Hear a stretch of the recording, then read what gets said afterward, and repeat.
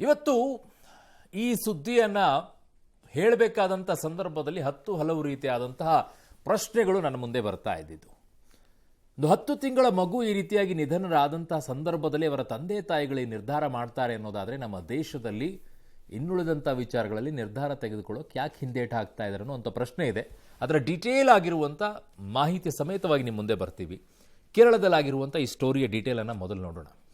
ಇದು ಅಪರೂಪದ ಅಂಗಾಂಗ ದಾನ ಪ್ರಕರಣ ಇತಿಹಾಸದ ಪುಟ ಸೇರಿರೋದು.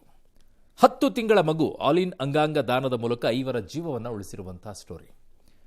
ಈ ಮೂಲಕ ಅಂಗಾಂಗ ದಾನ ಮಾಡಿದ ಅತ್ಯಂತ ಕಿರಿಯ ಅಂಗಾಂಗ ದಾನಿ ಅಂತ ಕರೆಸಿಕೊಂಡಿರೋದು. ಪಾಪ ಮಗು ಗೊತ್ತಿರೋದಿಲ್ಲ.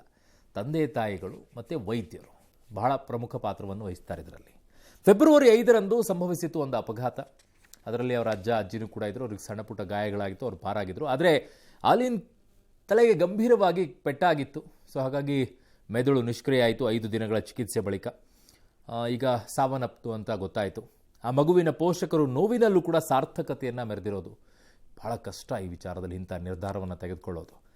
ಆಲಿನ್ಲ ಕಣ್ಣು, ಹೃದಯ, ಶ್ವಾಸಕೋಶ, ಲಿವರ್, ಕಿಡ್ನಿಯನ್ನು 250 ಕಿಲೋಮೀಟರ್ ದೂರದಲ್ಲಿರುವಂಥ ತಿರುವನಂತಪುರದ ಆಸ್ಪತ್ರೆಗಳಿಗೆ ದಾನವನ್ನು ಮಾಡಿದ್ದಾರೆ. ಈ ಮೂಲಕ ಆಲಿನ್ ಅಮರವಾಗಿದ್ದಾಳೆ.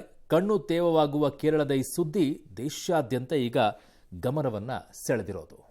ಸಾಮಾನ್ಯವಾಗಿ ದೊಡ್ಡವರು ಅಥವಾ ಅಕಾಲಿಕವಾಗಿ ಸಾಯೋಂಥವರು ಅವ್ರು ಕೆಲವು ಕುಟುಂಬಸ್ಥರು ತೀರ್ಮಾನ ಮಾಡ್ತಾರೆ ಅಂಗಾಂಗ ದಾನ ಮಾಡಬೇಕು ಅಂತನೋ.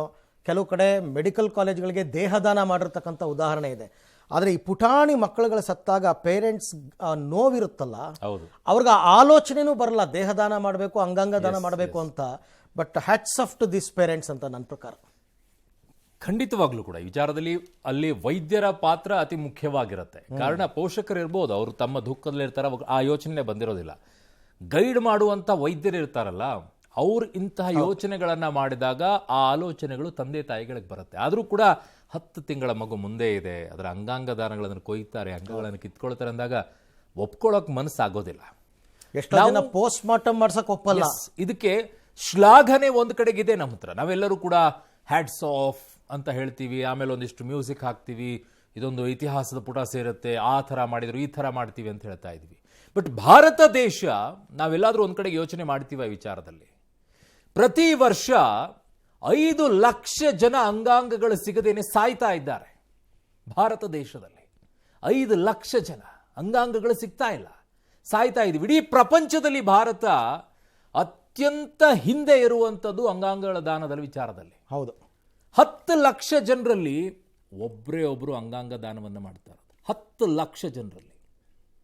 US, ಸ್ಪೇನು ಇವೆಲ್ಲ ಇರುವಂಥದ್ದು 10 ಲಕ್ಷದಲ್ಲಿ. ನಾವಿನ್ನೂ ಒಂದೇ 0.16 ಅಲ್ಲಿಗೆ ಬಂದು ತಲುಪಿದ್ದೀವಿ. ಯಾಕಿಂಥದ್ದಾಗತ್ತೆ? ನಾವು ಯಾಕಿಂಥ ಸುದ್ದಿಗಳನ್ನು ನಿಮ್ಗೆ ಹೇಳ್ತೀವಿ ಅಂತಂದರೆ, ನಾಳೆ ನಿಮ್ಮ ಕುಟುಂಬದಲ್ಲಿ ಆಗಬಾರ್ದು, ಯಾರ ಕುಟುಂಬದಲ್ಲೂ ಕೂಡ ಹಂಗೇನಾದರೂ ಆದಾಗ ಇನ್ನೊಂದು ಕುಟುಂಬದಲ್ಲಿ ಈ ಥರ ಒದ್ದಾಡ್ತಾ ಇರುವಂಥವ್ರಿಗೆ ಒಂದು ಜೀವವನ್ನು ಕೊಡ್ಬೋದು. ಒಂದು ಜೀವ ಹೋದಾಗ ಅದರಿಂದ ಒಂದು 8 ಜನರ ಜೀವವನ್ನು ಉಳಿಸ್ಬೋದು. ಕೆಲವು ಕಡೆಗೆ 9 ಅಂತಲೂ ಹೇಳ್ತಾರೆ. ಅದು ವೈದ್ಯಕೀಯ ಲೋಕದಲ್ಲಿ ಉಳಿಸಬಹುದು ಅಂತ ಹೇಳ್ತಾರೆ. ಸೊ ಹಾಗಾಗಿ ಆ ಅವಕಾಶಗಳು ಸಿಕ್ಕಂಥ ಸಂದರ್ಭದಲ್ಲಿ ಆ ಯೋಚನೆಗಳನ್ನು ಬರಬೇಕು. ಇದು ಕೇವಲ ಕುಟುಂಬದಷ್ಟೇ ಅಲ್ಲ, ವೈದ್ಯರ ಪಾತ್ರವೂ ಕೂಡ ಅಷ್ಟೇ ಇದೆ, ಸರ್ಕಾರಗಳ ಪಾತ್ರವೂ ಕೂಡ ಅಷ್ಟೇ ಇದೆ. ಯಾಕೆ ಅಂತಂದರೆ ಸರ್ಕಾರಗಳು ನಮ್ಮಲ್ಲಿ ಇನ್ನೂ ಅಂತಹ ಫೆಸಿಲಿಟಿಗಳನ್ನು ಮಾಡಿಲ್ಲ. ಸ್ಥಳೀಯವಾಗಿ ಇಮ್ಮಿಡಿಯೇಟ್ ಆಗಿ ನಮಗೆ ಬೇಕಾಗಿರುವಂಥ ಜಾಗಗಳಲ್ಲಿ ಅಂಗಾಂಗಗಳ ದಾನ ಆಗಬೇಕು ಅಂತಂದರೆ ಲುಕ್ ಅಟ್ ದ ಟೈಮಲ್ಲಿ 250 ಕಿಲೋಮೀಟರ್ ಬರಬೇಕಾಯಿತು ನಮ್ಮ ದೇಶದಲ್ಲಿ. ಅವರು ದಾನ ಮಾಡಿದ್ದಾರೆ, ಅದನ್ನು ತಗೊಂಡು ಬರೋಕ್ಕೆ 250 ಕಿಲೋಮೀಟರ್ವರೆಗೂ ಕೂಡ ನಾವು ಬರಬೇಕಾದಂಥ ಪರಿಸ್ಥಿತಿಯಲ್ಲಿ ನಾವಿದ್ದೀವಿ. ಹೇಗಿದೆ ಯೋಚನೆ ಮಾಡಿಕೊಳ್ಳಿ. ಇನ್ನು ಆ ಪ್ರದೇಶದಲ್ಲಿ ಕೆಲವು ಭಾಗಗಳಲ್ಲಿ ಕಷ್ಟ ಇದ್ದಾವೆ. ಇವುಗಳ ನಿಟ್ಟಿನಲ್ಲಿ ಆರೋಗ್ಯ ಇಲಾಖೆಗಳು ಯೋಚನೆ ಮಾಡಬೇಕು ಇಮ್ಮಿಡಿಯೇಟ್ ಆಗಿ. ಯಾಕೆ ಅಂತಂದರೆ ನಮ್ಮ ದೇಶದಲ್ಲಿ 1 ಲಕ್ಷದಿಂದ 1.5 ಲಕ್ಷ ಜನ ಪ್ರತಿ ವರ್ಷ ಆಕ್ಸಿಡೆಂಟ್ನಲ್ಲಿ ಸಾಯ್ತಾ ಇರೋದು, ಬ್ರೈನ್ ಡೆಡ್ ಆಗ್ತಾ ಇರುವಂಥ ಕೇಸ್ಗಳಿದೆ. 1 ಲಕ್ಷದಿಂದ 1.5 ಲಕ್ಷ ಜನ ಬ್ರೈನ್ ಡೆಡ್. ಆದರೆ ಅದರಲ್ಲಿ ಕೊಡ್ತಾ ಇರುವಂಥವರೆಷ್ಟು 10 ಜನ, 5 ಜನ ಅಷ್ಟೇ. ಎಲ್ಲಾಗ್ತಾ ಇದೆ ನಿಮಗೆ? ಕೊಡ್ತಾ ಇಲ್ಲ ಯಾರು. ಯಾಕೆ ಅಂತ ಕಾರಣ, ಒಂದು ಕುಟುಂಬದವರ ಸಮ್ಮತಿ ಬೇಕಾಗತ್ತೆ, ಆ ಕುಟುಂಬಗಳ ಹಿಂದೇಟಾಕತ್ತೆ. ಅದಕ್ಕೆ ಕಾರಣಗಳು ಇನ್ನೊಂದಿದೆ, ಧಾರ್ಮಿಕವಾಗಿ ಯೋಚನೆಗಳಿದ್ದಾವೆ. ಹಿಂಗೆ ಕೊಟ್ಟುಬಿಟ್ರೆ ಏನೋ ಆಗಿಬಿಡುತ್ತೆ, ನಮ್ಮಲ್ಲಿ ತಲೆಯಲ್ಲಿ ಏನೇನೋ ತುಂಬಿಟ್ಟಿದ್ದಾರೆ. ನೀನು ಈ ಏನೋ 7 ಜನ್ಮಗಳಲ್ಲಿ ಈ ಜನ್ಮದಲ್ಲಿ ನೀನು ಹಿಂಗೆ ಹುಟ್ಟಿದೀಯಾ, ನೀನು ಹಿಂಗೆ ದಾನವನ್ನ ಮಾಡಿಬಿಟ್ರೆ ನಿನ್ನ ದೇಹದಲ್ಲಿರುವಂಥ ಅಂಗಗಳನ್ನು ಕೊಟ್ಬಿಟ್ರೆ ಮುಂದಿನ ಜನ್ಮದಲ್ಲಿ ನಿಂಗೆ ಅದಿರೋದೇ ಇಲ್ಲ, ಏನೇನೇನೇನೋ ತಲೆಯಲ್ಲಿ ತುಂಬಿಕೊಂಡಿರುವಂಥವು ಇದ್ದಾವೆ. ಅದನ್ನ ನಿಜವಾಗಿಯೂ ಕೂಡ ತಿಳಿಸಿ ಹೇಳುವಂಥ ಕೆಲಸಗಳಾಗಬೇಕಾಗಿದೆ. ಎಷ್ಟು ಜನ ಕಣ್ಣುಗಳಿಲ್ಲ, ಎಷ್ಟು ಜನ ಕಿಡ್ನಿ ಒದ್ದಾಡ್ತಾ ಇದ್ದಾರೆ, ಎಷ್ಟು ಜನ ಹಾರ್ಟ್ ಸಮಸ್ಯೆ ಇದೆ, ಪ್ಯಾಂಕ್ರಿಯಾಸ್ ಸಮಸ್ಯೆಗಳಿದ್ದಾವೆ. ಇವುಗಳೆಲ್ಲ ಕೊಡಬಹುದು. ನಾವು ಸತ್ತಂಥ ಸಂದರ್ಭದಲ್ಲಿ ಕೊಡೋಕೆ ಅವಕಾಶಗಳಿದೆ. ಕಣ್ಣುಗಳನ್ನು ದಾನ ಮಾಡ್ಕೊಳ್ಬಹುದು. ಏನೆಲ್ಲ ಅವಕಾಶಗಳಿದೆ ರೀ, ಕಿಡ್ನಿ, ಲಿವರು, ಹಾರ್ಟ್ ವಾಲ್ವ್ಸು ಎಲ್ಲವೂ ಇದೆ. ಬಟ್ ನಮ್ಮ ಪರಿಸ್ಥಿತಿ ಹಿಂಗಿದೆ. ಆಮೇಲೆ ನಮ್ಮ ದೇಶದಲ್ಲಿ ಇನ್ನೊಂದೇನು ಅಂತಂದರೆ ಹೆಣ್ಮಕ್ಳೇ ಅತಿ ಹೆಚ್ಚಾಗಿ, ಅದೊಂದು ಡಾಟಾ ಹೇಳ್ಬಿಡ್ತೀನಿ ನಿಮ್ಗೆ, 64% ಮಹಿಳೆಯರೇ, ಅದು ಲೈವ್ ಡೋನರ್ಗಳು. 64% ಗಂಡು ಮಕ್ಕಳಿಗೆ ದಾನವನ್ನು ಮಾಡೋದು ಹೆಣ್ಣುಮಕ್ಕಳೇ ಜಾಸ್ತಿ. ಅಲ್ಲೂ ಒಂದಿದೆ. ಸ್ವಲ್ಪ ಯೋಚನೆ ಮಾಡಬೇಕು ನಾವು. ಬರೀ ಗುಡ್ಡು ಹಾಗೆ ಹೀಗೆ ಅಂತ ಹೇಳಿ ಅವೇರ್ನೆಸ್ ಕ್ರಿಯೇಟ್ ಮಾಡೋ ನಿಟ್ಟಿನಲ್ಲಿ ಸ್ವಲ್ಪ ಇದೊಂದು ಪ್ರಮೋಷನ್ ಥರ ಮಾಡಬೇಕು. ಎಲ್ಲ ಕಡೆನಲ್ಲೂ ತಿಳಿ ಹೇಳಬೇಕು. ಸರ್ಕಾರಿ ಆಸ್ಪತ್ರೆಗಳಲ್ಲಿ ಅದ್ರ ಬಗ್ಗೆ ಅರಿವು ಮೂಡಿಸಬೇಕು. ಯಾರೂ ಮಾಡಿಸಿಲ್ಲ, ಹಾಗಾಗಿ ಈ ಪರಿಸ್ಥಿತಿ ಇದೆ. ನೋಡಿ, ಕೇರಳದಲ್ಲಿ 10 ತಿಂಗಳ ಮಗು ಈಗ 5 ಜನರ ಜೀವವನ್ನು ಉಳಿಸಿದ್ರೆ ನಮ್ಮ ರಾಜ್ಯದ ಕಥೆ ಹೇಳ್ತೀವಿ ನೋಡಿ. ರಾಜ್ಯದಲ್ಲಿ ಯಾವುದೇ ಸರ್ಕಾರ ಬರಲಿ, ಈ ಗ್ರಾಮಗಳಲ್ಲಿ ಅಭಿವೃದ್ಧಿ ಅನ್ನೋದು ಮಾತ್ರ ಮರೀಚಿಕೆ. ಮೂರ್ಛೆ ಹೋದ ಮಹಿಳೆಯನ್ನು ಸಮರ್ಪಕ ರಸ್ತೆ ಇಲ್ಲದ ಕಾರಣ ಡೋಲಿಯಲ್ಲಿ ಆಸ್ಪತ್ರೆಗೆ ಸಾಗಿಸಿದ ಘಟನೆ ಮಹದೇಶ್ವರ ಬೆಟ್ಟದ ಕಾಡುಹೊಲ ಗ್ರಾಮದಲ್ಲಿ ನಡೆದಿದೆ. ದಿಢೀರ್ ಮೂರ್ಛೆ ಹೋದ ದುಂಡಮ್ಮ ಎಂಬ ಮಹಿಳೆಯನ್ನು ಕುಟುಂಬಸ್ಥರು 2 ಕಿಲೋಮೀಟರ್ ಡೋಲಿಯಲ್ಲಿ ಹೊತ್ತೊಯ್ದು ಆಸ್ಪತ್ರೆಗೆ ದಾಖಲಿಸಿದ್ದಾರೆ. ಹೆಚ್ಚಿನ ಚಿಕಿತ್ಸೆಗಾಗಿ ಸರ್ಕಾರಿ ಆಂಬ್ಯುಲೆನ್ಸ್ನಲ್ಲಿ ಕರೆದೊಯ್ಯೋದಕ್ಕೆ ಕೂಡ ಪರದಾಡಿದ್ದಾರೆ. ಬಳಿಕ ಖಾಸಗಿ ಆಂಬ್ಯುಲೆನ್ಸ್ನಲ್ಲಿ ತಮಿಳುನಾಡಿನ ಕೊಳತ್ತೂರು ಆಸ್ಪತ್ರೆಗೆ ದಾಖಲು ಮಾಡಿದ್ದಾರೆ. ನಮ್ಮ ರಾಜ್ಯದ ಸ್ಥಿತಿ ಹೀಗೆ.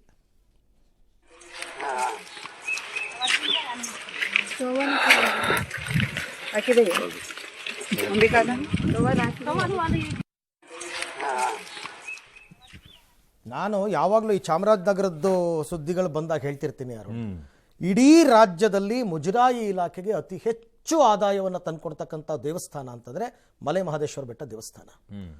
ಆದರೆ ಅಷ್ಟು ಜನ ಬರ್ತಾರೆ. ಈಗ ನಾಳೆ ಕಾಲಿಡೋದಕ್ಕೆ ಜಾಗ ಇಲ್ಲ. ಇವತ್ತು ನಾಳೆ ಶಿವರಾತ್ರಿ ಅಂತ ತಮಿಳುನಾಡಿಂದ, ಕರ್ನಾಟಕದಿಂದ ಎಲ್ಲ ಕಡೆ ಬರ್ತಾರೆ. ಬಟ್ ಡೆವಲಪ್ಮೆಂಟ್ ಕೇಳಿ ಏನೇನೂ ಇಲ್ಲ. ಇವತ್ತಿಗೂ ನಿಮಗೆ ಮಹದೇಶ್ವರನ ಬೆಟ್ಟಕ್ಕೆ ಹೋಗೋಕ್ಕೆ ಸರಿಯಾಗಿ ರಸ್ತೆ ಇಲ್ಲ. ನಾನು ಯಾಕೆ ಹೇಳಿದೆ ಅಂತಂದರೆ, ನಿಮಗೆ ಇದು ಯಾವುದೋ ಇಂಟೀರಿಯರ್ ಒಂದು ಗ್ರಾಮ, ಇದು ಮಹದೇಶ್ವರನ ಬೆಟ್ಟಕ್ಕೆ ಹೋಗೋಕ್ಕೆ ರೋಡ್ ಸರಿ ಇಲ್ಲ. ಯಾರೂ ಮಾಡಲ್ಲ. ಯಾವ ಪಕ್ಷದವರು, ಯಾವ ಶಾಸಕರು ಬಂದರೂ ಕೂಡ ಅಭಿವೃದ್ಧಿ ಮಾತ್ರ ಮಾಡಲ್ಲ. ಮಲೆ ಮಹದೇಶ್ವರ ಬೆಟ್ಟದಲ್ಲಿ ಕಾಡಿನ ಮಧ್ಯದಲ್ಲಿ ಇರೋದ್ರಿಂದ ಅದಕ್ಕೆ ಅದರದೇ ಆದಂಥ ಒಂದು ಲಿಮಿಟೇಷನ್ನಲ್ಲಿ ಕೆಲಸವನ್ನು ಮಾಡಬೇಕಾಗುತ್ತೆ. ಹೌದು, ಅಭಿವೃದ್ಧಿ ಅಂದ ತಕ್ಷಣ ಅಲ್ಲಿ 4 ಲೈನಲ್ಲಿ ರೋಡ್ ಮಾಡಿಬಿಟ್ಟು ನಾವು ಗಾಡಿಯನ್ನು ತಗೊಂಡು ಹೋಗಬೇಕು ಅಂತ ನಿರೀಕ್ಷೆ ಮಾಡೋಕ್ಕಂತೂ ಆಗೋದಿಲ್ಲ. ಬಟ್ ಇರೋ ವ್ಯವಸ್ಥೆಯನ್ನು ಸುಸಜ್ಜಿತವಾಗಿ ಮಾಡಬೇಕಾದಂಥ ಜವಾಬ್ದಾರಿ ಇರುತ್ತೆ. ಮುಜರಾಯಿ ಇಲಾಖೆಗಳು ಅದನ್ನು ಮಾಡಬೇಕು.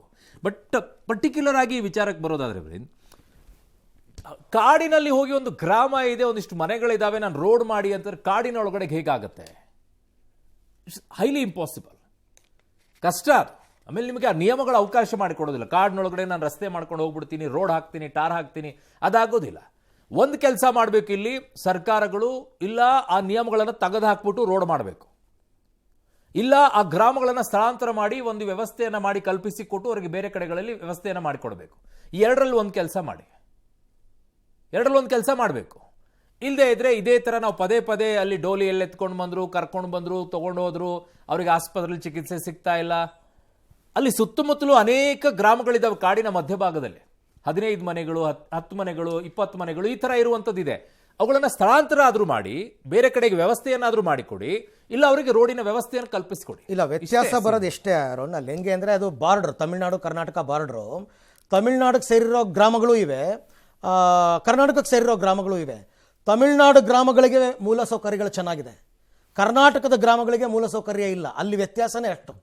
ಈಗಲೂ ಅವ್ರು ಏನು ಮಾಡಿದ್ದಾರೆ, ಕೊಳ್ಳೇಗಾಲ ಹತ್ತಿರ ಇತ್ತು ಅವ್ರಿಗೆ, ಕೊಳ್ಳೇಗಾಲಕ್ಕೆ ಬಂದಿಲ್ಲ, ಅವರು ತಮಿಳುನಾಡು ಆಸ್ಪತ್ರೆ ಕರ್ಕೊಂಡು ಹೋಗಿದ್ದಾರೆ. ಯಾಕೆ ಅಂತಂದರೆ ಮುಂದಕ್ಕೆ ರೋಡ್ ಚೆನ್ನಾಗಿದೆ ಅಂತಂದ್ಬಿಟ್ಟು.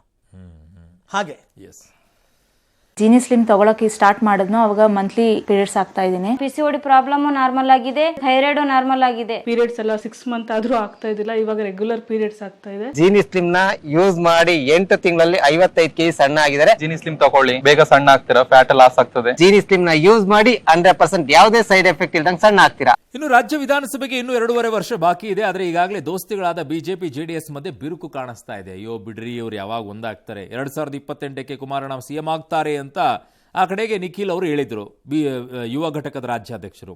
ಅದಕ್ಕೇನು ಕುಮಾರಸ್ವಾಮಿ ಅವರು ಮಾತಾಡಲಿಲ್ಲಪ್ಪ. ಇದಕ್ಕೆ ಮಾತ್ರ ರಿಯಾಕ್ಟ್ ಮಾಡಿದ್ರು. ಯಾವುದಕ್ಕೆ? ಛಲವಾದಿ ನಾರಾಯಣಸ್ವಾಮಿ ಅವರು ಮಾತಾಡಿದಕ್ಕೆ. 113 ಸ್ಥಾನ ಪಡೆದು ಕುಮಾರಸ್ವಾಮಿ ಬೇಕಾದರೆ ಸಿಎಂ ಆಗಲಿ ಅಂತಿದ್ರಲ್ಲ, ಅದಕ್ಕೆ ತಿರುಗೇಟನ್ನು ಕೊಟ್ಟರು. ಯಾರೋ 4 ಜನ ಮಾತನಾಡಿದಕ್ಕೆ ಉತ್ತರ ಕೊಟ್ಟಿರೋದಕ್ಕೆ ಪ್ರಬುದ್ಧತೆ ಇರಲ್ಲ ಅಂತ ತಿವಿದಿದ್ದಾರೆ. 4 ಜನದಲ್ಲಿ ನಿಖಿಲ್ ಕುಮಾರಸ್ವಾಮಿ ಸೇರ್ಕೊಳ್ತಾರ ಮಾನ್ಯ ಕುಮಾರಸ್ವಾಮಿ ಅವರೇ? ಬೆಂಗಳೂರಿನಲ್ಲಿ ಪಕ್ಷದ ಸಭೆ ಬಳಿಕ ಮಾತನಾಡಿದರು. ನಾನು ಇಲ್ಲಿಯವರೆಗೂ ನಿಮ್ಮ ಮುಂದೆ 100 ಬಾರಿ ಹೇಳಿದ್ದೇನೆ, ರಾಜ್ಯದಲ್ಲಿರೋ ಇಂತಹ ಭ್ರಷ್ಟ ಕೆಟ್ಟ ಸರ್ಕಾರ ತೆಗಿಬೇಕು ಅನ್ನೋದು ನನ್ನ ಅಭಿಪ್ರಾಯ. ಮುಖ್ಯಮಂತ್ರಿ ಆಗೋದೆಲ್ಲ ಆಮೇಲೆ, ಮುಖ್ಯಮಂತ್ರಿ ಯಾರಾಗ್ತಾರೆ ಅನ್ನೋದು ಇವತ್ತು ಅಲ್ಲ. ಕೂಸು ಹುಟ್ಟೋಕ್ಕೂ ಮುನ್ನ ಕುಲಾವಿ ಹೊಲಿಸಿದ್ರು ಅಂತ ಯಾಕೆ ಬೇಕು? ಇನ್ನೂ 2 ವರ್ಷ ಇದೆ, ಬಹಳ ಶ್ರಮ ಹಾಕೋದಿದೆ. GB ಎಲೆಕ್ಷನ್ನಲ್ಲಿ ಮೈತ್ರಿ ಬಗ್ಗೆ ಇವರಿಗೆ ಚರ್ಚೆ ಆಗಿಲ್ಲ, ಸಮಯ ಬಂದಾಗ ಚರ್ಚಿಸ್ತೀನಿ ಅಂದಿದ್ದಾರೆ. JDS ಜೊತೆಗೆ ಮೈತ್ರಿಗೆ ಮಂಡ್ಯ ಹಾಸನ ಬಿಜೆಪಿ ನಾಯಕರ ವಿರೋಧ ವಿಚಾರಕ್ಕೂ ಕೂಡ ಪ್ರತಿಕ್ರಿಯಿಸಿದರು. ವೈಯಕ್ತಿಕವಾಗಿ ಮಾತಾಡೋರಿಗೆ ನಾನು ಉತ್ತರ ಕೊಡೋದು ಅನವಶ್ಯಕ ಅಂತ ಮಾಜಿ ಶಾಸಕ ಪ್ರೀತಮ್ ಗೌಡ, ನಾರಾಯಣಗೌಡ ಹೇಳಿಕೆಗೂ ಕುಮಾರಸ್ವಾಮಿ ತಿರುಗೇಟನ್ನು ಕೊಟ್ಟಿದ್ದಾರೆ. ಮಂಡ್ಯ ಹಾಸನ ಜನತಾದಳ ಸ್ವಲ್ಪ ಪ್ರಬಲವಾಗಿದೆ ಅಂತ ಅನ್ನೋದು ಎಲ್ರಿಗೂ ಗೊತ್ತಿರ್ತಕ್ಕಂಥದ್ದು. ಆ ಕಾರಣದಿಂದ ಇಲ್ಲಿ ಸ್ವಲ್ಪ ಅಪಸ್ವರಗಳು ಬರ್ತಕ್ಕಂಥದ್ದು ಸಹಜ. ಅದನ್ನು ವರಿಷ್ಠರು ಕುಳಿತು ಮಾತಾಡಿದ್ರೆ ಎಲ್ಲವೂ ಆಗುತ್ತೆ. ಜನತಾದಳ 113 ಸೀಟ್ ಗೆದ್ರೆ ಅವ್ರು ಯಾರನ್ನ ಬೇಕಾದ್ರೂ ಮಾಡ್ಕೊಳ್ಳೋದು, ನಮ್ದೇನು ಅಭ್ಯಂತರ ಇಲ್ಲ. ಅಲ್ಲ, ಅವ್ರು ಯಾವ ಅರ್ಥದಲ್ಲಿ ಹೇಳಿದಾರ ನನಗೆ ಗೊತ್ತಿಲ್ಲ. ಅದರಿಂದಾಗಿ ಅವ್ರು ಮುಖ್ಯಮಂತ್ರಿ ಆಗ್ತಾರೆ ಅನ್ನೋ ತಡೀಲಿಕ್ಕೆ ನಾವ್ಯಾರು? 113 ಸೀಟ್ ಗೆದ್ದವ್ರು ಯಾರು ಬೇಕಾದ್ರೂ ಚೀಫ್ ಮಿನಿಸ್ಟರ್ ಆಗ್ಬೋದು.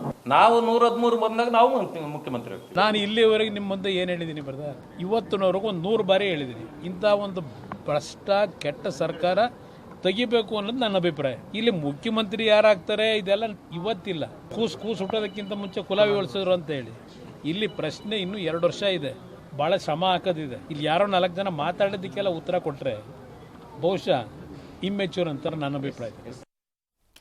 ಮೊದಲು ಇವರಿಬ್ಬರು ಸೇರ್ಕೊಂಡು ಚುನಾವಣೆ ಗೆಲ್ಲೋದ್ರ ಬಗ್ಗೆ ಯೋಚನೆ ಮಾಡೋದನ್ನು ಬಿಟ್ಬಿಟ್ಟು CM ಬಗ್ಗೆ ಯೋಚನೆ ಮಾಡ್ತಾರೆ. ಈಗ ಛಲವಾದಿ ಹೇಳೋ ಪ್ರಕಾರ JDS 113 ಸೀಟ್ ತಗೊಂಡ್ರೆ ಅವ್ರು ಯಾಕೆ ಇವ್ರನ್ನ ಕೇಳ್ತಾರೆ? ಕುಮಾರಸ್ವಾಮಿನೋ ಇನ್ಯಾರನ್ನ ಮಾಡ್ಕೋತಾರಪ್ಪ ಅವರು. ಇವ್ರು ಯಾಕೆ ಮೈತ್ರಿ ಮಾಡ್ಕೊಂಡಿರೋದು? ಫಸ್ಟ್ ಆಫ್ ಆಲ್ ಕಾಂಗ್ರೆಸ್ ವಿರುದ್ಧ ಪ್ರಬಲವಾಗಿ ನಾವಿಬ್ರು ನಿಲ್ಲಬೇಕು, ಜೊತೆಗೆ ಇಂಡಿಪೆಂಡೆಂಟ್ ಆಗಿ JDS 113 ಸೀಟ್ ಬರಲ್ಲ ಅನ್ನೋ ಕಾರಣಕ್ಕೆ ಮಾಡ್ಕೊಂಡ್ಮೇಲೆ ಒಗ್ಗಟ್ಟು ತೋರಿಸ್ಕೊಂಡು ಸರ್ಕಾರದ ವಿರುದ್ಧ ಹೋರಾಟಗಳನ್ನ ರೂಪಿಸ್ಕೊಂಡು ಜನಾಭಿಪ್ರಾಯ ನಮ್ಮ ಪರ ಬರೋ ಹಾಗೆ ಮಾಡ್ಕೋಬೇಕು ಅನ್ನೋದು ಇಲ್ವೇ ಇಲ್ಲ. ಕುಮಾರಸ್ವಾಮಿ, ನಿಖಿಲ್ ಕುಮಾರಸ್ವಾಮಿದು ತಪ್ಪಿದೆ, ಛಲವಾದಿ ಅವ್ರದ್ದು ತಪ್ಪಿದೆ. ಈಗಲೇ ಹಿಂಗೆ ಬಿರುಕು, ಇನ್ನು ಎಲೆಕ್ಷನ್ ಹೆಂಗೆ ಫೇಸ್ ಮಾಡ್ತಾರೆ? ಇವ್ರು ಇನ್ನೂ ಕೂಡ ಚೆನ್ನಾಗಿ ಕಾಂಗ್ರೆಸ್ಗೆ ಅನುಕೂಲ ಮಾಡಿಕೊಡ್ತಿದ್ದಾರೆ ಅಷ್ಟೇ ಈಗಿಂದಾನೆ. ಹಾಗೆ ನೋಡಿದ್ರೆ ಓಕೆ. ಇನ್ನು ರಾಜ್ಯದಲ್ಲಿ CM ಕುರ್ಚಿಯ ಮುಸುಕಿನ ಗುದ್ದಾಟದ ನಡುವೆ ಹಾವೇರಿಯಲ್ಲಿ CM ಸಿದ್ದರಾಮಯ್ಯ ಅವರ 6.5 ಅಡಿ ಎತ್ತರದ ಮೂರ್ತಿಯನ್ನು DK ಶಿವಕುಮಾರ್ ಅನಾವರಣಗೊಳಿಸಿದ್ದಾರೆ.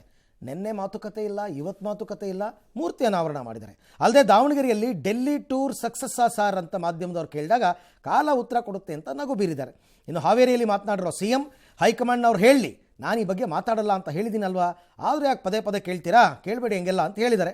ಈ ಮಧ್ಯೆ ಸಚಿವ ಸತೀಶ್ ಜಾರಕಿಹೊಳಿ ಮಾತನಾಡಿದ್ದಾರೆ. ಕಾಯಬೇಕು, ಕಾದರೆ ಫಲ ಸಿಗುತ್ತೆ ಅಂತ ಯಾರಿಗೆ ಹೇಳಿದಾರಪ್ಪ? ಅವ್ರಿಗ ಅಥವಾ DK ಶಿವಕುಮಾರ್ಗ?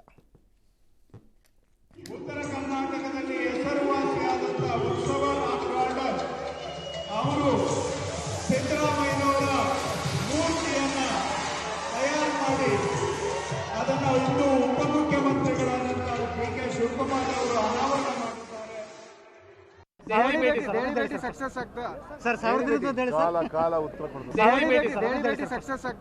ಸರ್, ಕಾಲ ಉತ್ತರ ಕೊಡ್ತಾರೆ.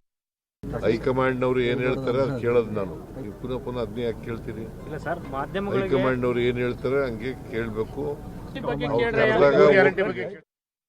ರಾಜಕೀಯ ಅಂದ್ರೆ ಗುದ್ದಾಟ ಇರೋದು, ಅಭಿವೃದ್ಧಿ ಇರೋದು ಎಲ್ಲ ಇರ್ತದೆ. ಹೇಳಿದಿಲ್ಲ ಕಾಯಬೇಕಂತ ಹೇಳಿದಿಲ್ಲ, ಕಾಯಬೇಕು, ಸಿಕ್ಕ ಸಿಕ್ಕಿದ್ರೆ ಅಂತಿಮವಾಗಿ ನಮ್ಮ ಹೈಕಮಾಂಡ್ ನಿರ್ಧಾರ ಮಾಡ್ತಾರೆ. ಅವ್ರ ಕಾಲ ಅಂದರೆ ಸಮಯ ಹೇಳಿದ್ದ ಇಲ್ಲ ಕಾಲ?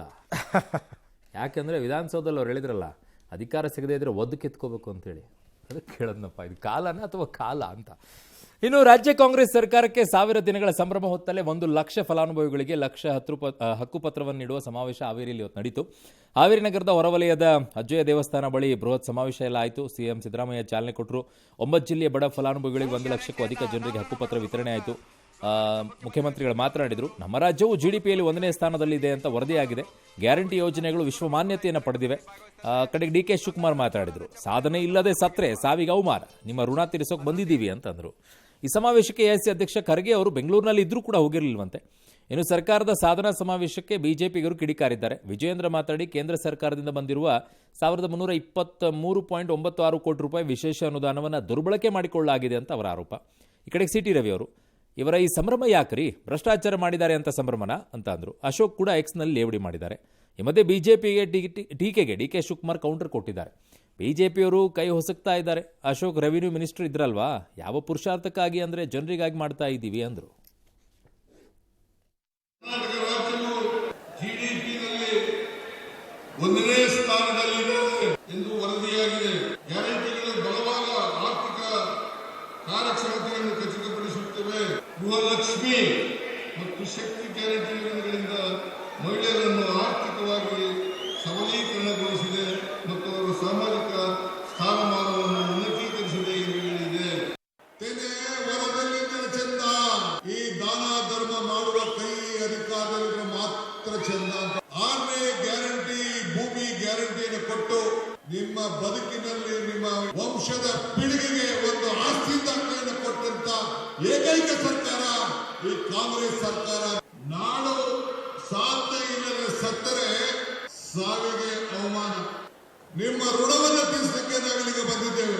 ಕೇಂದ್ರದಿಂದ ಸ್ಪೆಷಲ್ ಗ್ರಾಂಟ್ ಏನು ಬಂದಿದೆ 1323 ಕೋಟಿ 96 ಲಕ್ಷ ವಿಶೇಷ ಅನುದಾನವನ್ನ ಆ ಪ್ರಾಜೆಕ್ಟ್ಗಳಿಗೆ ಬಳಕೆ ಮಾಡದೇನೆ ರಾಜ್ಯ ಸರ್ಕಾರ ತನ್ನ ಇಚ್ಛಾನುಸಾರವಾಗಿ ಬೇರೆ ಪ್ರಾಜೆಕ್ಟ್ಗಳಿಗೆ ಡೈವರ್ಟ್ ಮಾಡಿದೆ. ಈ ಏನಂತ ಸಂಭ್ರಮ ಪಡ್ತೀರಿ? ನಮ್ಮೆಲ್ಲಾ ಸಚಿವರು ಭ್ರಷ್ಟಾಚಾರದಲ್ಲಿ ದಾಖಲೆ ಮಾಡಿದೀವಿ ಅಂತ ನೀವು ಸಂಭ್ರಮ ಪಡಕ್ ಆಗಲ್ಲ. ಯಾವ ಕಾರಣಕ್ಕೆ ಸಂಭ್ರಮ ಪಡ್ತೀರಿ? ಕಾನೂನು ಸುವ್ಯವಸ್ಥೆ ಹದಗೆಟ್ಟಿದೆ ಅಂತ ಭಾಷಣ ಮಾಡ್ತೀರಾ? ನೀವು ಸಂಭ್ರಮಿಸುವಂತ ಯಾವುದೇ ಒಂದು ಕೆಲಸವನ್ನ ನಿಮ್ಮ ಸರ್ಕಾರದ ಅವಧಿಯಲ್ಲಿ ಮಾಡಿಲ್ಲ. ಬಿಜೆಪಿಯವರು ಕೈ ಒಸಿಕೊತಾ ಇದ್ದಾರೆ. ನನಗೆ ಸಿಕ್ಲಿಲ್ವಲ್ಲ, ನಮ್ ಸಿಕ್ಲಿಲ್ವಾ ಅಂತ. ಅವರಲ್ಲಿ ರೆವಿನ್ಯೂ ಮಿನಿಸ್ಟರ್ ಇದ್ರಲ್ಲ, ಅಶೋಕ್ ಅಣ್ಣ ರೆವಿನ್ಯೂ ಮಿನಿಸ್ಟರ್ ಆಗಿದ್ರಲ್ಲ, ಇಂಥ ಕೆಲಸ ಮಾಡ್ಬೇಕಾಯ್ತು. ಯಾರು ಬೇಡ ಅಂದಿದ್ದವರು ಹೀಗೆ ಮಾಡ್ತಾ ಇರ್ಬೇಕು. ಅವ್ರು ನಮ್ಮನ್ನ ನೆನೆಸ್ಕೋತಾ ಇರಬೇಕು. ಜನರ ನಮ್ಗೆ ಆಶೀರ್ವಾದ ಮಾಡ್ತಾ ಇರಬೇಕು. ಆ ಕೆಲಸ ಆಗ್ತದೆ. ಯಾವ ಪುರುಷಾರ್ಥ ಅಂದ್ರೆ ಜನರ ಬದುಕಿಗೋಸ್ಕರ ಮಾಡ್ತಾ ಇದೀವಿ. ಮುಂದಿನ ನಮ್ಮ 7ನೇ ಗ್ಯಾರಂಟಿ ನೀರು, ಕೃಷ್ಣ, ಕಾವೇರಿ, ಮೇಕೆದಾಟು, ಎತ್ತಿನೊಳೆ ಇವನ್ನೆಲ್ಲ ಮುಗಿಸುವಂಥದ್ದು ನಮ್ಮ 7ನೇ ಗ್ಯಾರಂಟಿ. ಅಯ್ಯೋ, 5 ವರ್ಷ ಅಧಿಕಾರ ಕೊಟ್ಟಾರೆ, ನಿಮ್ಗೆ ಏನು ಬೇಕು ಅದನ್ನ ಮಾಡಿ ಸರ್. ಯಾರು ನಿಮ್ಗೆ ಇಲ್ಲ ಅಂತ ಹೇಳೋರು? ಅವ್ರ ವಿರೋಧ ಪಕ್ಷದಲ್ಲಿರುವಂಥವ್ರಿಗೆ ಯಾವ ಅಲ್ಲ, ಟೀಕೆ ಮಾಡೋದಿರ್ಲಿ, ಅವ್ರಿಗೆ ಹೋರಾಟ ಮಾಡೋ ಶಕ್ತಿನೇ ಇಲ್ವಲ್ಲ ಬಿಜೆಪಿಯವ್ರಿಗೆ. ಬರೀ ಸುದ್ದಿಗೋಷ್ಠಿ ಮಾಡ್ಕೊಂಬಿಟ್ಟು ಹಿಂಗೆ ಕೂತ್ಕೊಂಡ್ಬಿಟ್ಟು ಒಂದಿಷ್ಟು ಹೇಳಿಕೆಗಳನ್ನು ಕೊಟ್ಬಿಟ್ಟು ಮೈಕ್ ಹಿಡ್ಕೊಂಡ್ಬಿಟ್ರೆ ಮೈಕ್ ಮುಂದಿಷ್ಟು ಹೇಳಿಕೆ ಕೊಟ್ಬಿಟ್ಟು ಮುಗೋದೈತೆ. ಅದೇ ವಿರೋಧ ಪಕ್ಷ. ಅಯ್ಯೋ, ಇವ್ರದ್ದು ಒಂದು ವಿರೋಧ ಪಕ್ಷ, ಅವ್ರದ್ದೊಂದು ಆಡಳಿತ ಪಕ್ಷ. ಚೆನ್ನಾಗಿದೆ ಈ ರಾಜ್ಯ.